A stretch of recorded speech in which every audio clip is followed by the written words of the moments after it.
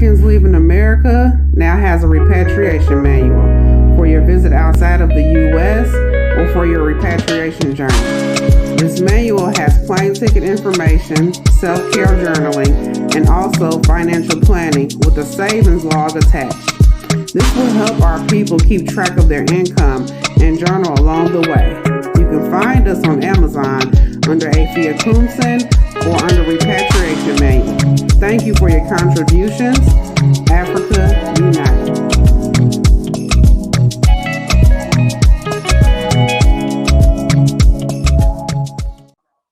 Hello, family. This is Africans Leaving America. I'm Afia Koomson, and I have a wonderful guest with me today. Everyone knows him. Can you please introduce yourself to the platform, sir? Hey, thank you. My name is Eric, and Eric McNeil, and I am the CEO of Migrating Culture Limited Company here in Ghana, West Africa. So, yep, I want to thank you for inviting me here. And I know we've been trying to do this for a while now, so I wanted to get you in. You know, we're trying to sell some houses before the end of the year, so yes, we want to make this happen. But we are a real estate developer, and the company was founded by our president, which is Brandon Rogers, who's an architect and turned builder here in Ghana.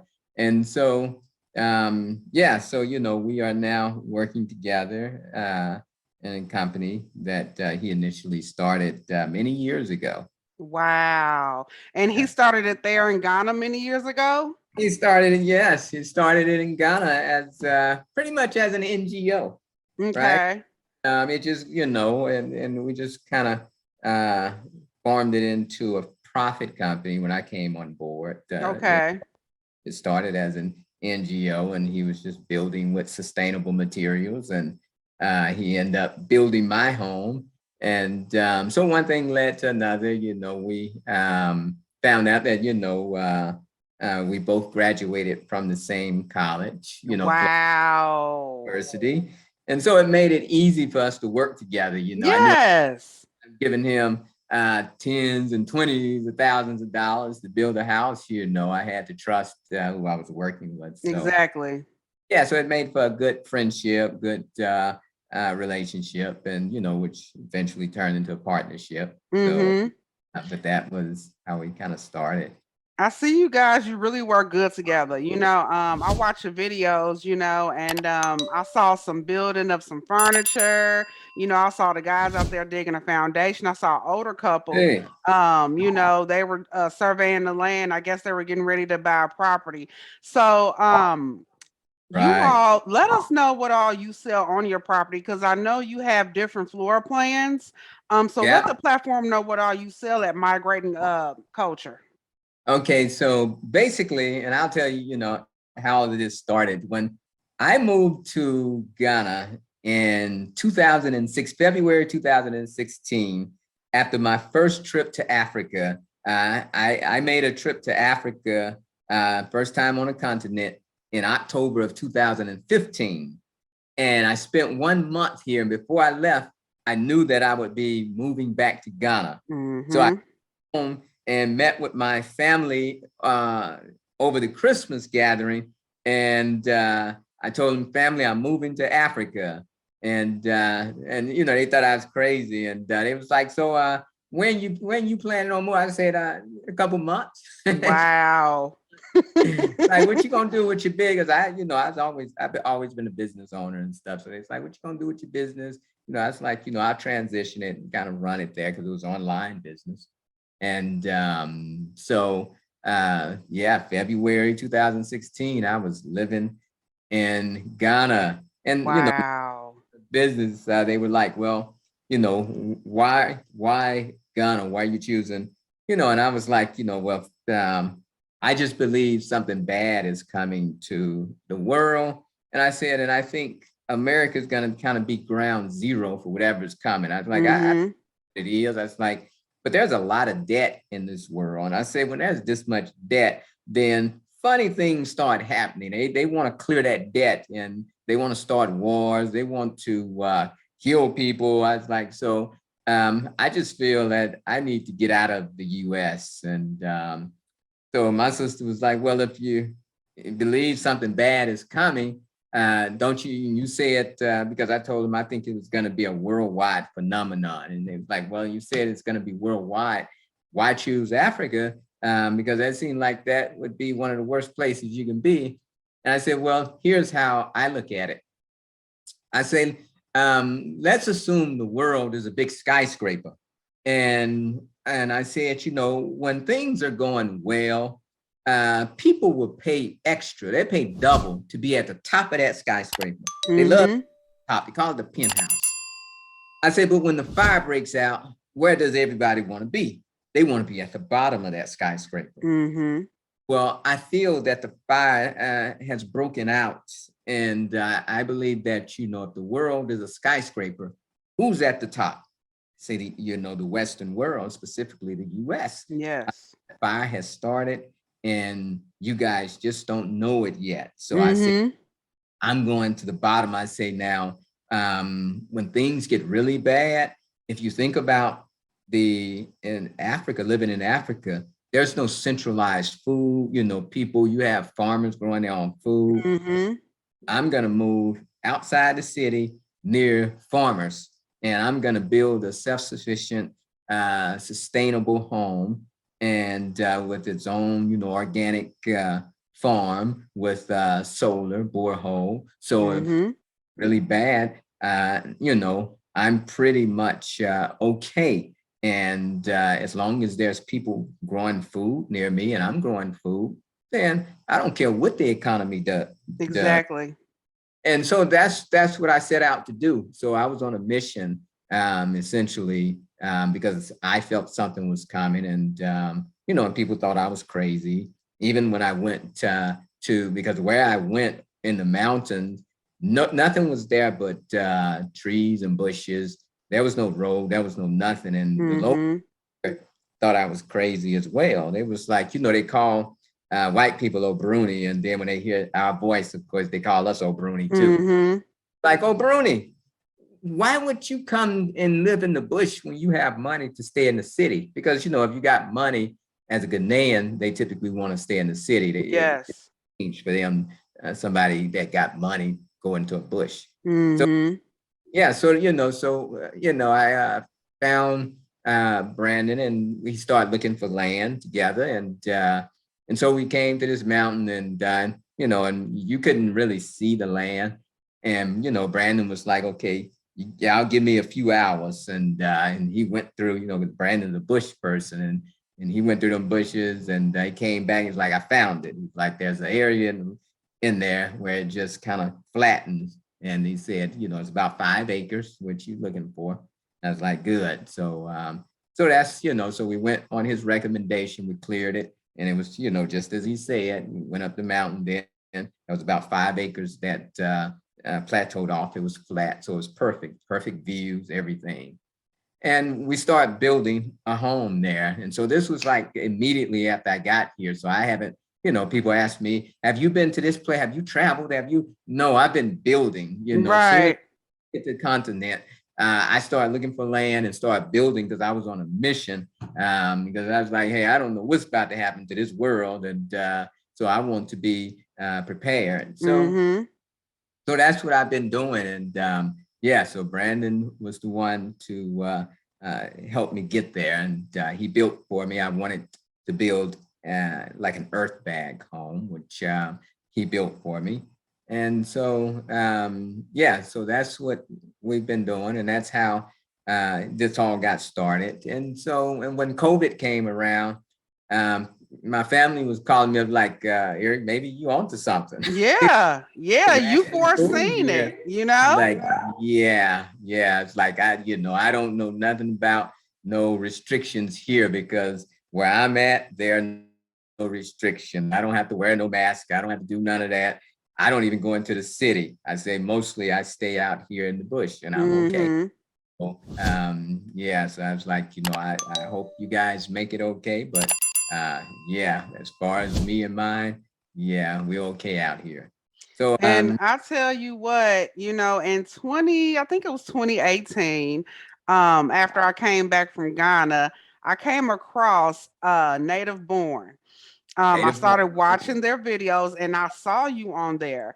Okay, And yeah, yeah, that's that's a cool. that's how I found you, Yeah, That's how I came yeah, across you. I was watching your video and I was like, man, I said, this guy did it. I said, look at the home he built. I said, we can do this too. At the time I was in the process of bringing my husband here to the States, but I knew that right, I was moving back to Ghana. I knew it. right. It was only a matter of time, It's a matter of time. yeah, Yeah, yeah. So and when I that's it. saw that, I was like, hey, if he can do it, anybody from the Exactly. diaspora can do it. Right. Really, you were one of the first ones to be filmed, as far as your home and the earth bag and the solar and your farming, everything was organic. Your wife was, Yeah. making juices and everything, you Yeah. all had the snails and you had a lot Yeah. going on. Just living. Yeah. And that's Yes, the type of living that that's what I believe living it is that is. you're living off the earth and you're living in a natural, organic manner, and you're doing it sustainably and Mm-hmm. be done. So that's basically what I feel is living. I don't need the city. I tell people I didn't move to Ghana to go and live in the city of Accra, Yes. things like that. I was like, if I wanted to do that, I would have stayed in Atlanta where I came from. Mm-hmm. I was like, I want to be outside and, pretty much live like the locals. And Yes.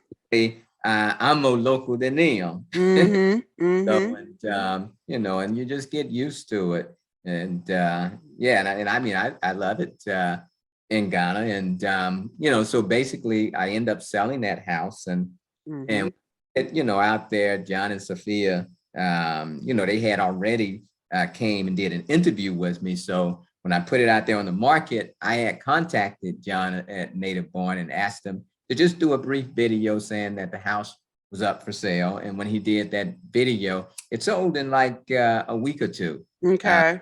Couple in the U.S., gentleman, that, African American, and his wife is Ghanaian, so they wanted to kind of retire here. Mm-hmm.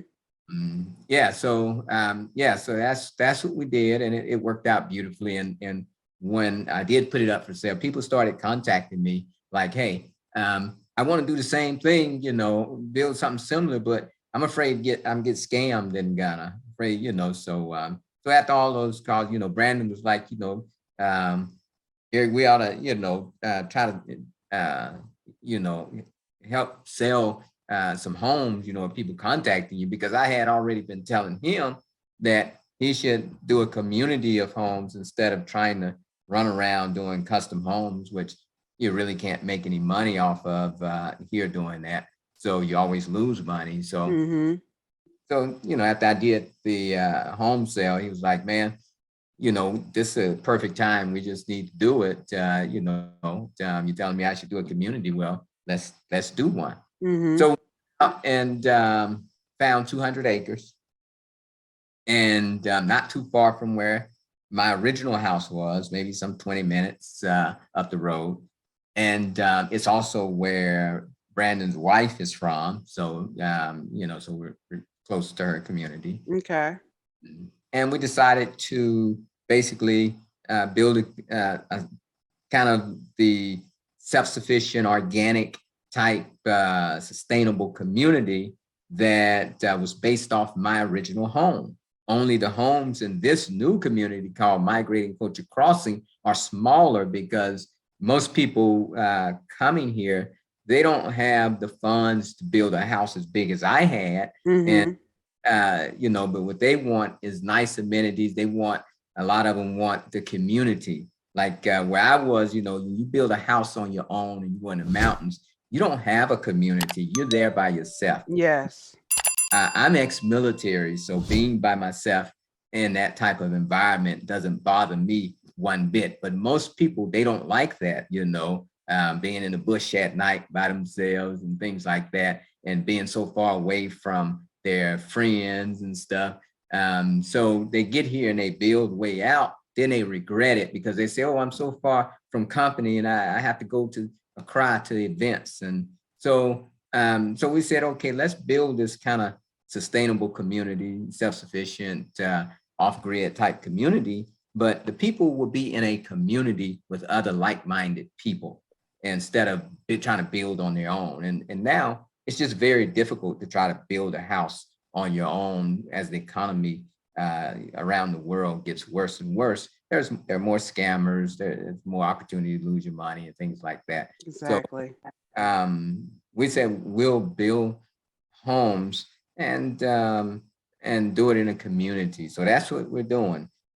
Migrating Culture Crossing is kind of a sustainable off-grid type community where people will have, we have like 30 acres that's allotted to an organic food forest within the community so that people can eat, the food that's being grown in their community. Wow. We have edible landscaping where as we build homes, we're planting edible and medicinal plants around. I saw that. The Was that the homes, cocoa yam leaves or something like that? Yeah, I you saw that around. Yeah, because so me and my husband, we were watching it. He said that's a good idea. Yes. Yeah, I mean, when I was growing up, in the neighborhood, everybody had fruit trees, and now you don't see that in America. It's not like a one. They destroyed the food that so that you wouldn't be independent. You have to go to the grocery stores and stuff. And so that just doesn't seem normal to me. And when I came to Ghana, you ride down the street, you see fruit trees and stuff everywhere. No, this is normal. Coconut trees, palm trees, orange trees, lemon trees. That's, plantain, bananas, that's normal.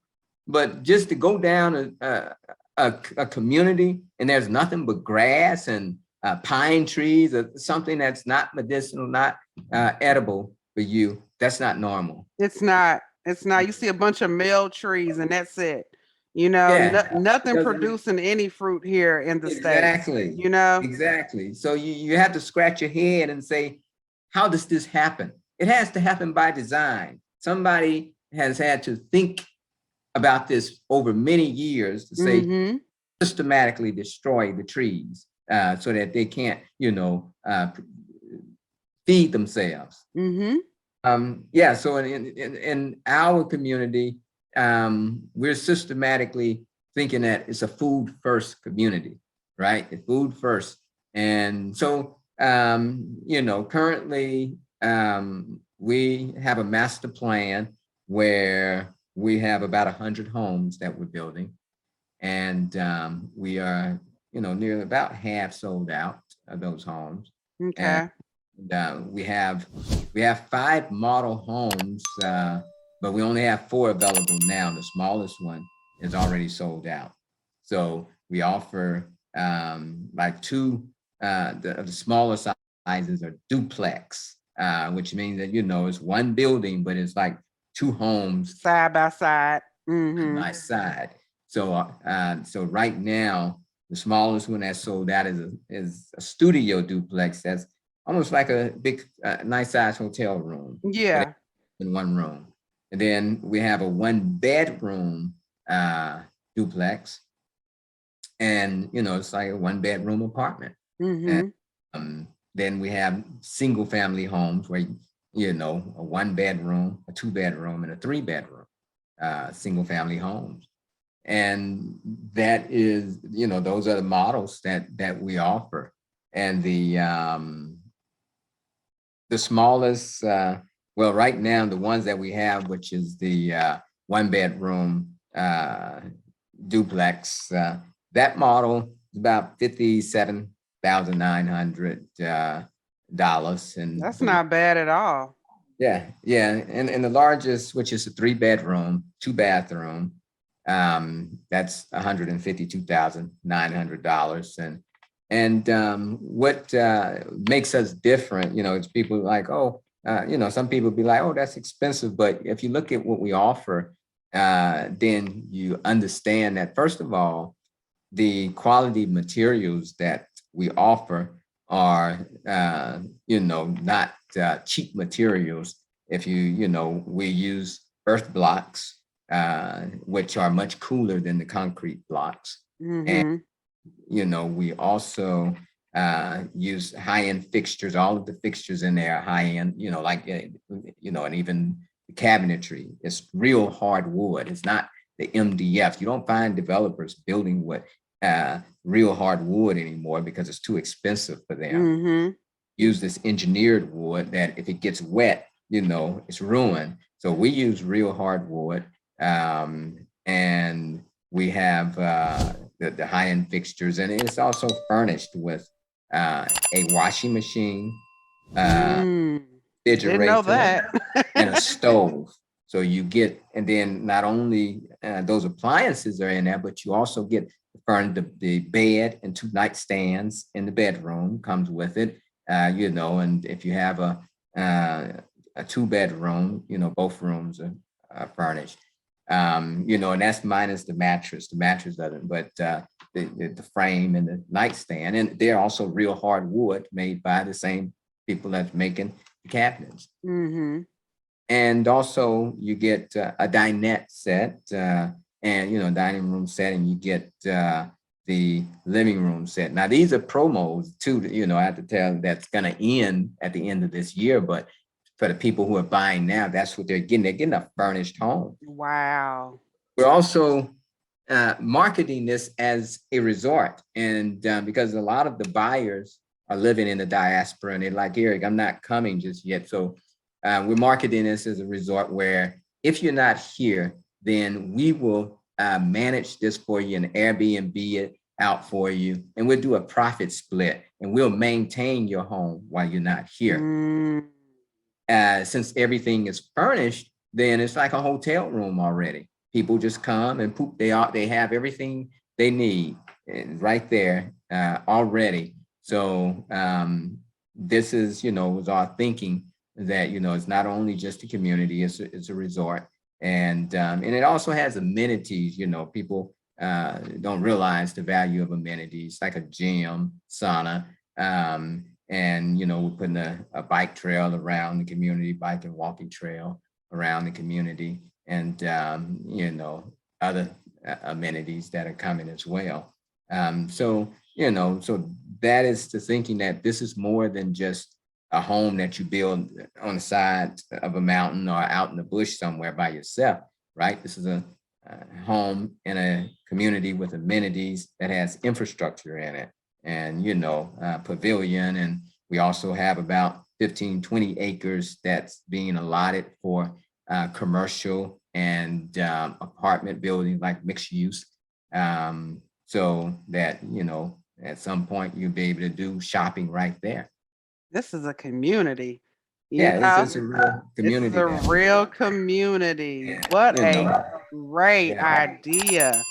yeah, This is something that is going to change the game for Africa, for the diaspora. yeah, Seriously. yeah, Because really, we don't want to come there and have to deal with the fact that we are being scammed. A lot of people have paid for land a lot of money and they were scammed out of it, just because they didn't know how to go very true. about picking, the right person and, dealing with the right people. So what you and Brandon are doing, God does things for a reason. He puts people together for a reason. And I truly believe that you and Brandon, you are making history out there in Ghana. You truly are. Like, I'm so proud of you both for everything that you're doing for us here, in the diaspora, because we do need somewhere to go and we want to be safe and we want to be around people. Like you said, not everyone wants to be, out in the bush, we want to be around other people. And you said you are creating like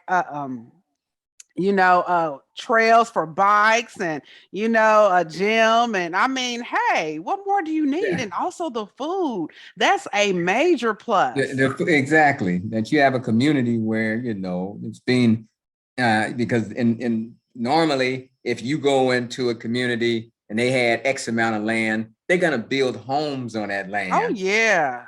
Ain't no land for no food forest. And we're saying we're allotting most of the land for an organic food forest. Mm-hmm. And the value, of that. So when people look at, the price per square foot, you can't look at it like that. You have to look at the price based on what is being offered. Look at the whole picture. So yeah, 200 acres, and really you only have 100 homes. Normally, at 200 acres, they'll have 1,000 homes in that community. So you think about, that picture. It's like, and we also use the concept called pocket communities. And this is a concept that was created by an American architect by the name of Ross Chapman, and we consulted with him. So he created this concept because he says that basically the way that we build homes in the Western world basically makes you a stranger to your neighbor, because you have these long rows of homes, and everybody, they have a backyard, and then they might go in their own backyard, with some kind of high fence around it, and then they come out, get in their car, and they leave. And so Mm-hmm. you get to know your neighbors anymore. And so he said the way to change that is to take a smaller number of homes and center them around each, like a common area. The fourth, Mm-hmm. to go out and mix and mingle. And so this is what we did. So we basically created what we call, these pockets, and we created 4 pockets, and each pocket is its own separate neighborhood, and it has about 20 homes. It has a cul-de-sac that you drive into. It has about 20, well, maybe 30 homes that centered around a courtyard. So even that, so you have your own yard, but you have a larger courtyard that everybody can go and mix and mingle in, and you have 4 of those pockets. And so that's like your own community. So we've even had some people, guests yesterday, and she's talking about, she's trying to get her group to purchase an entire pocket, about 30 homes, so for their group. So I'm like, I hope you come through with that. Yeah. So, but yeah, so the power in that, hey, I have my own community right here, like you have, a Hebrew Israelite community, and you have these Jamaican communities, and so things like that. And some people, just want their group to be in a community, right there living together. So it's a powerful concept. And because we did that, it forced us to build fewer homes, because we had plans to build much more homes on that property. So because, at the end of the day, and I tell people, at the end of the day, we're not trying to just make this crazy profit. What we're trying to do is build a community that will also serve as our retirement home. And that's Yes. all of this. It's like, I said, if we don't know where society is going, Mm. and all these vaccine passports and things like that, I say we might very well at some point be locked out of society. And I say, if you are, then what kind of community would you want to live in for the rest of your life, and around what kind of people? I said, let's build that, and so that's what we set out to do, is build a community. And because we're building a community that we're going to live in personally, we wanted to build solid homes. We want to build solid homes anyway, but you don't want to build garbage, and have to be dealing with that for the rest of your life. People Exactly. might, Making repairs 5 years yeah, in, you know? exactly. So we're building homes that are solid, like our foundations are built with stones, just like they build castles. So their Mm-hmm. homes are over engineered. These foundations can easily handle multiple story buildings, but we're just building single story homes on them. But so the foundations, so are solid. The foundation is solid. That's the start of a solid home. Mm-hmm. So Mm-hmm. we're just, so we've just thought of every detail when you go into and most people, they just don't get it until they come and visit, and they actually touch it, and they look around, and they're like, whoa, Wow. Yeah. no idea that this is what it was. Like, I can see from the videos that it looks solid, but they say until you step in here, you have no idea, what we're trying to get you to see. I mean, the windows, like, a lot of people when they build here, they get these cheap windows and, they half slide and they're very cheap and you can see it. But, when you walk into our home and, you deal with the window, you roll the window, you see that they slide easily. Everything is laser cut. You got as so it's the high end. Everything is high end. And so the idea was not to come back there and just try and profiteer. The idea was to come back there and give a quality home at a fair price. It's below a fair price because what we're doing is that the prices that I mentioned to you, most people are getting those prices 50% off. So we're offering the half price home promo, which basically, if you pay the full price that I initially gave you, then you basically get your home built in 2 years and you pay 30% up front. You pay 30% when the walls go up. You pay 30% when the roof is on. You pay the final 10% when it's complete. But money to build, and we need money to start. This is a self-funded operation. Exactly. So I said, okay, if we go out and we get investors to come in, then those investors want a return on their money. I said, well, let's basically give that discount to the home buyers. And if the home buyers are willing to support the project and be the upfront money for it, then let's give them, a 50% discount. And what they have to agree is that they'll wait 3 years before receiving the house, but they have to pay the 50% all up front and just wait 3 years. And that gives us cash flow to be self-funded. So so that's basically what we're doing. And we've been doing fair though. I mean, the pricing is fair too, Eric. I mean, like, let's be, exactly. serious. The pricing, the full price is very more than fair. Yeah. And so at 50%, you're getting it for a steal, really. Oh yeah. I mean, because you got to think about everything that's coming with this, like you said, most of the houses are furnished. All you have to do is bring your clothes and maybe buy a couch or something. Exactly. You have organic food on site. You know what I mean? So, I mean, hey, those two things in itself, you are getting a deal. Tell me like nobody else is doing that. Yeah. So, so that's basically what we're trying to get our people to see, that, like I say, a lot of people, they hear pricing, but they don't understand value. And I tell them, that you have to understand the value here. A Kia Sorento is not the same as a Mercedes S-Class, from point A to point B, but they're totally different vehicles. So, so you can't look at that Mercedes S-Class, oh, why is that car so much more than this Kia Sorento? It's a different class. So, there's value that you have to understand. I remember many years ago, I had like a BMW 740 Li, and one night somebody hit me, and they hit me so hard, boom. And the interesting thing is they got out and like, oh, you okay? You like, yeah, I'm okay. And then they ran away. They just goodness. So I had to, so I called the police, and police came and he looked at their car, which is a little small car, and he looked at my car, and on my car, it looked like it was barely hit. The bumper just barely hit. And on his car, it was just smashed up. Officer was like, the quality. This is why you purchased a BMW 740. Yeah.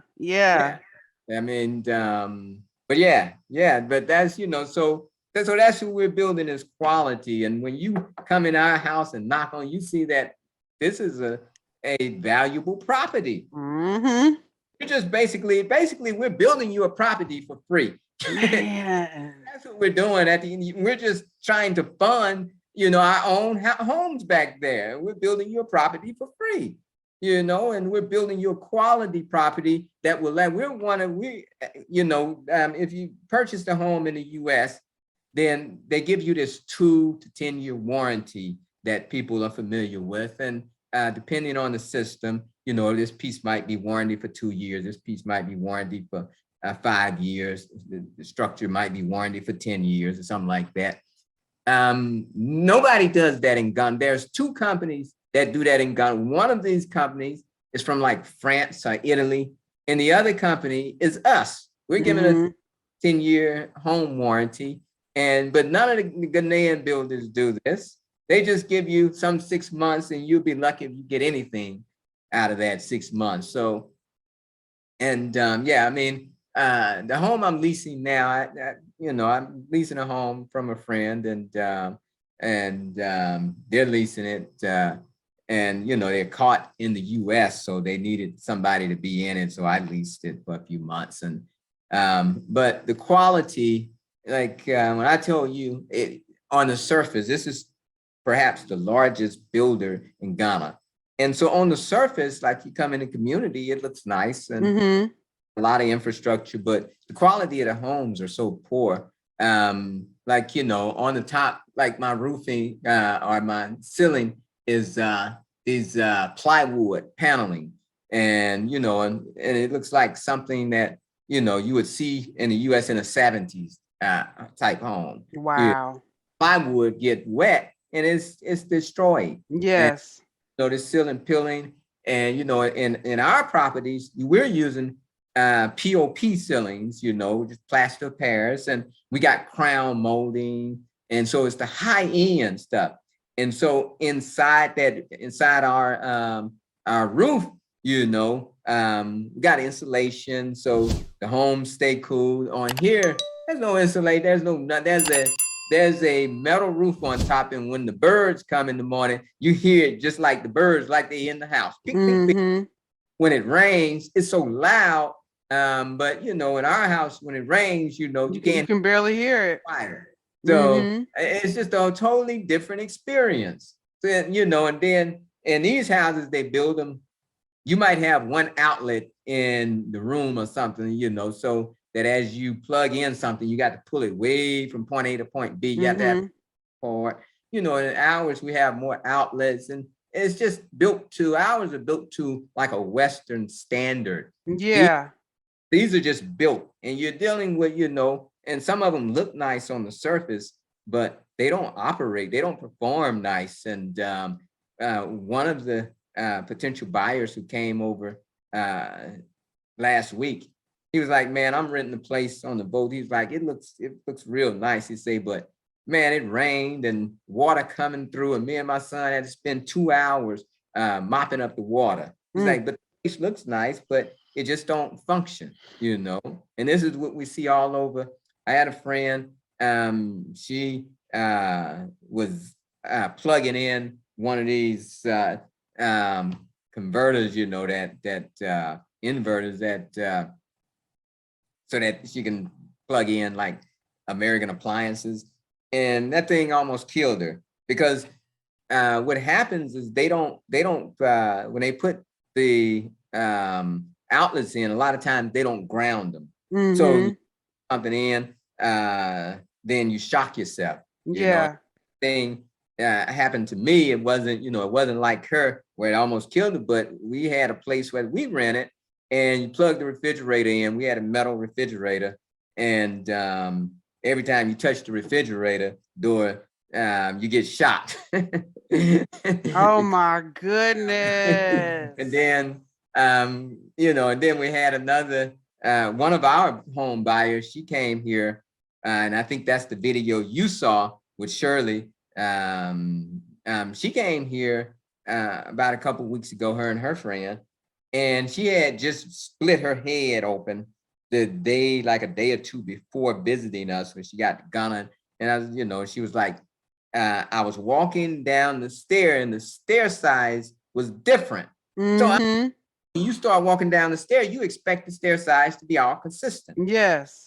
In Ghana, you can't expect that. They just say, if something's wrong, they ain't gonna go in and fix it. They just gonna try to make something work. So now you step down expecting that stair size to be the same, and you tip over, and she bust her head open. They say she had to get stitches. Yeah, so this is the type of things that we want to avoid, Yeah, yeah. Because, Yeah. we come from the West and we know the standard, of high end housing, and we are, we like things precise, and we also like things to work for us for the long term, not just for the short term, because there's no sense of building a property and you have to go and make repairs on it the same year to fix a problem that could have been, done right the first Right. time. Yes, that's right. Yep, and and all those problems is usually water that causes most of the problems. So if you don't waterproof that house properly, which the land builders don't, because they're trying to do things as cheaply as possible, and you won't know until you're in it. You can't go down in the foundation and see if they've waterproofed it properly. So it's like, they just come to you when you see the mold coming in your house and things like that. I have people contacting us every day now, about building. I'm like, we stopped building on other people's lands. I say, we just building homes at Migrating Culture Crossing. So come back here. But yeah, because that's how Brandon started, just going building homes on land. Wow, he does such a wonderful job. He does. Oh yeah, he got the game down. He got the game down, and and what's unique about Brandon is that and I can see Brandon was a genius when I first met him, but you don't usually see a person who understands building and architecture at the same. Usually, you have an architect and you have a builder, and the architect knows how to draw the drawings, but he can't build anything. Yes. Build. So when there's an issue, they go back and forth. And with Brandon, he's the one that designed all of our floor plans and he's building them. So there's back and forth. He's even building furniture. He's even exactly. So yeah, that's right. So we're trying to build everything that we can. We're trying to do it in house to keep the pricing down. That's how we manage pricing. Is grow those skill sets with our own people in house. Exactly. So I have a question, because we pretty much covered everything that I sent you as far as my questions go. Okay. But what would you tell someone from the diaspora about moving to Ghana? Like, what would be some key points that you would give them? Because you've been there for what, 6 years? So you've learned a lot, since you've been there. So what would you tell someone? I would say, first of all, travel light. Don't be importing all that stuff over here so it can get stolen and at the port or damaged and all that kind of stuff. And they charge you a lot of money to clear it. Oh, especially now at the COVID. Oh, you pay way more than that stuff is worth. And I've known people, they just leave their cars because they can't afford to get them out of the port. So yeah, so just travel light, and plan on getting whatever you need here. Sell all your stuff. And I would say, before you make a move, probably come here and stay like as long as you can, maybe a month or so, and just visit. A lot of people say, I don't know which African country I want to move to. I might want to go here. I want to travel to all of them. Most of us ain't got that kind of money to just be traveling around to all African countries trying to make a decision. Yes. Eeny, meeny, miny, moe it, pick a spot in Africa and come and make that your home spot. And then on the continent, and you can afford to move around, then you can always end up moving later. but just be talking about you're going to travel to all 50-something countries in Africa before you make up your mind. You better come here and, get your bearings together, and I chose Ghana because, I didn't have to learn a new language. Most people, speak English fluently. And it's similar to Western culture. So, it's fairly close. So it was just an easier transition. So I say just, keep things simple and live like the locals. Don't be trying to, I mean, if you go down there in Accra and you try to live this, Western Atlanta, New York, LA type lifestyle, You're going right back to the broke. States. You're gonna be broke so fast. Yep. Because Accra probably more expensive than New York. Go down there trying to stay and live lavishly and hang out in the malls and stuff like that. Man, you're gonna be so broke. So I just come here and live like a local, I eat local foods and stuff, banku and the fufu, and I don't do things too special because you can spend a lot of money here. It's incredibly expensive, and Inflation is really hard on Africa right now. Oh yeah, and and inflation is just killing things. So but if you live local and eat local stuff, then you can manage it. So I do. And I tell people just understand. A lot of people come here with these rose-colored shades on, thinking that you just gonna join hands with all the Africans and y'all gonna sing kumbaya and you're gonna love them, they're gonna love you. No. There's some, a lot of them will love you, but it's also people who are looking to get over. There's a lot of people looking to get over and take advantage of you. Yeah. So you're just thinking that everybody gonna treat you decent and be honest with you. No, you're gonna come here and lose all your money with that mentality. Or get robbed. Yeah, so I'm like, just come here knowing that these are people too, and they will gladly take advantage of you. So you better have some eyes in the back of your head. Yeah. Sense, So I mean, I love my brothers and sisters here, but my brothers and sisters do a lot of scamming, boys. So Yep. Tell the truth, brother, because they need to know this when they're coming. Yeah. And no matter how smart you are, people come over. Oh, I'm smart. They ain't smart like me, man. Okay.